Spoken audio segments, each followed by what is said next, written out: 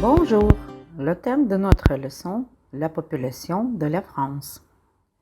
Aujourd'hui, nous allons apprendre l'information d'après ce pays et sa population. Et puis, nous allons répéter les différences entre le passé composé et l'imparfait. Voici la carte de la France. Regardez s'il vous plaît. Et maintenant, nous lisons l'information d'après la population de la France.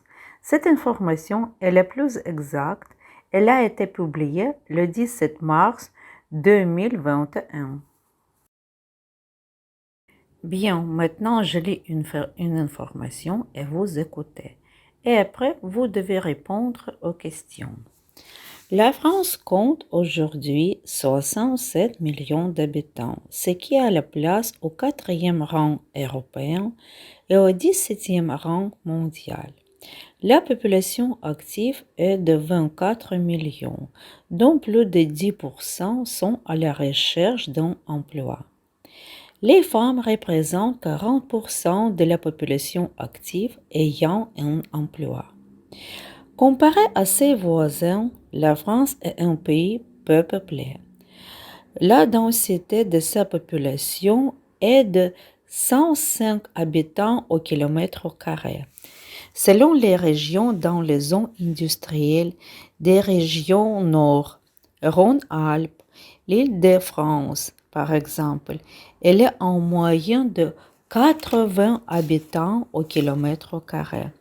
Dans les zones des montagnes, des forêts ou des plaines ou sol pauvre, elle est inférieure à 20 habitants au kilomètre carré.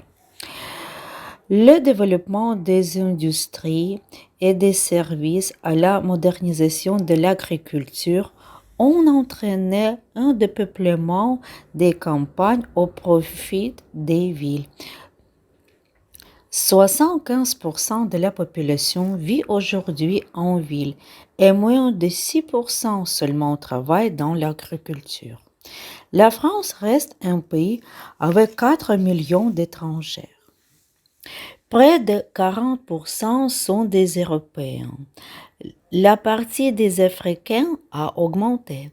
Les Algériens sont plus nombreux.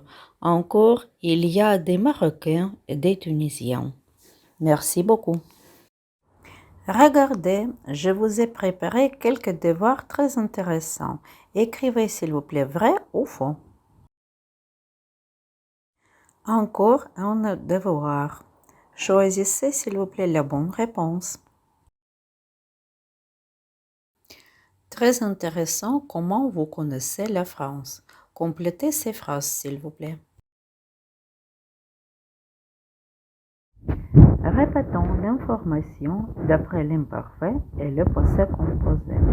L'imparfait et le passé composé sont deux temps du passé qui nous permettent de voir l'événement passé de manière différente.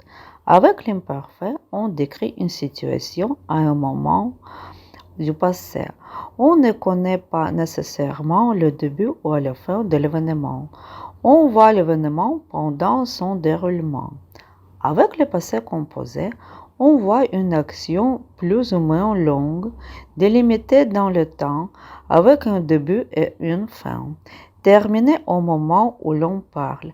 On voit l'événement après son déroulement. Et maintenant, nous faisons un exercice.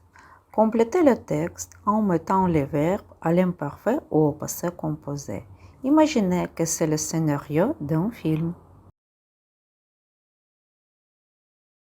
Voici votre devoir. Il y a 7 questions que vous êtes faire le récit d'après votre pays. Bonne chance. Merci beaucoup et maintenant vous pouvez utiliser les clés.